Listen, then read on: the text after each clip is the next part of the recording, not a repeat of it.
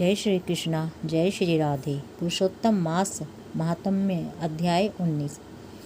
श्री सूत जी बोले कि हे तपस्वियों, इस प्रकार सुदेव के मन की बात सुनकर श्री नारायण ने उसे उत्तर दिया कि हे द्विजराज, जो तुमने किया है उसको कोई दूसरा नहीं करेगा। जिसके करने से हम प्रसन्न हुए उसको आप नहीं जानते। यह हमारा प्रिय पुरुषोत्तम मास गया है। स्त्री के सहित शोक में मग्न तुमसे उस पुरुषोत्तम मास की सेवा हुई है। हे तपोनिधे, इस पुरुषोत्तम मास में जो एक भी उपवास करता है, हे द्विजोत्तम, वह मनुष्य अनंत पापों को भस्म कर विमान से वैकुंठ लोक को जाता है। सो तुमको 1 महीना बिना भोजन किए बीत गया और असमय में मेघ के आने से प्रतिदिन प्रातः, मध्याह्न, सायं तीनों काल में स्नान भी अनायास ही हो गया। हे तपोधन, तुमको 1 महीना तक मेघ के जल से स्नान मिला और उतने ही अखंडित उपवास भी हो गए। शोक रूपी समुद्र में मग्न होने के कारण ज्ञान से, शक्ति से हीन तुमको अज्ञान से ही पुरुषोत्तम मास का सेवन हुआ है। तुम्हारे इस साधन का तोल भला कौन कर सकता है। तराजू के एक तरफ पल्लड़े में वेद में कहे हुए जितने साधन हैं उन सबको रख कर देख लेना और दूसरी तरफ पुरुषोत्तम को रख कर देखना, तो देवताओं के सामने ब्रह्मा ने तोलन किया तो सबके सब हल्के मालूम पड़े। पुरुषोत्तम ही भारी रहा। इसीलिए भूमि के रहने वाले लोगों से पुरुषोत्तम का पूजन करने के लिए कहा जाता है। हे तपोधन, यद्यपि पुरुषोत्तम मास सर्वत्र है, फिर भी इस पृथ्वी लोक में पूजन करने से फल देने वाला कहा गया है।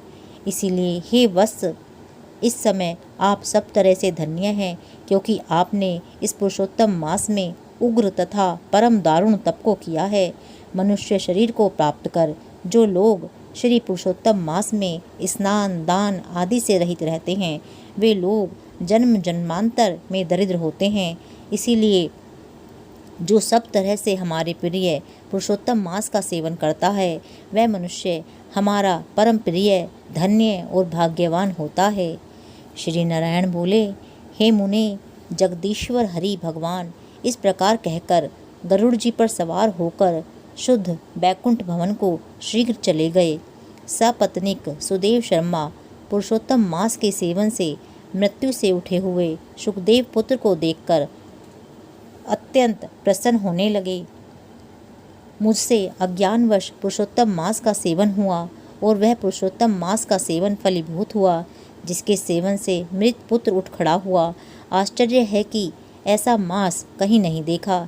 इस तरह आश्चर्य करता हुआ वह पुरुषोत्तम मास का अच्छी तरह पूजन करने लगा।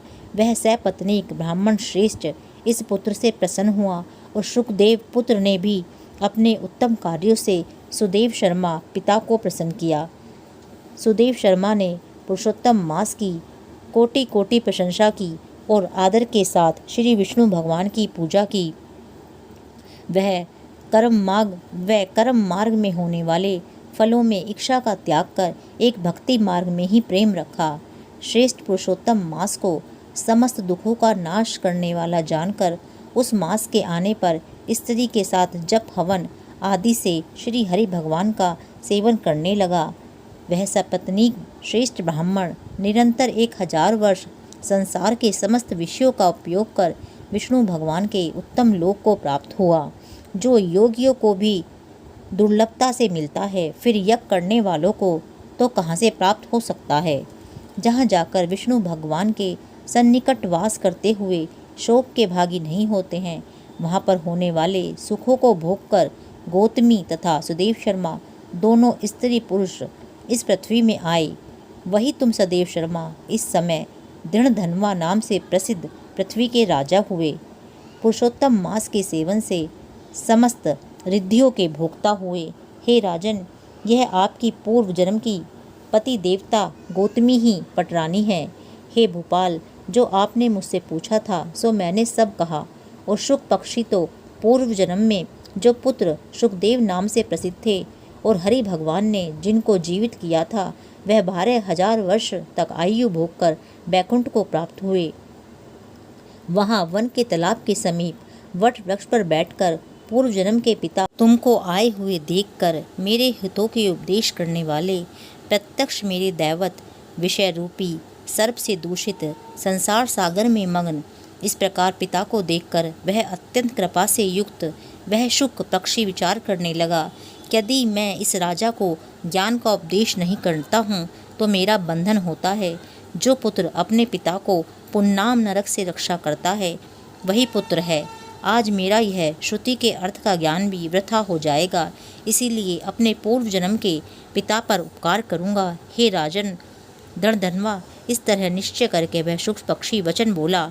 हे पाप रहित राजन, जो आपने पूछा सो यह सब मैंने कहा।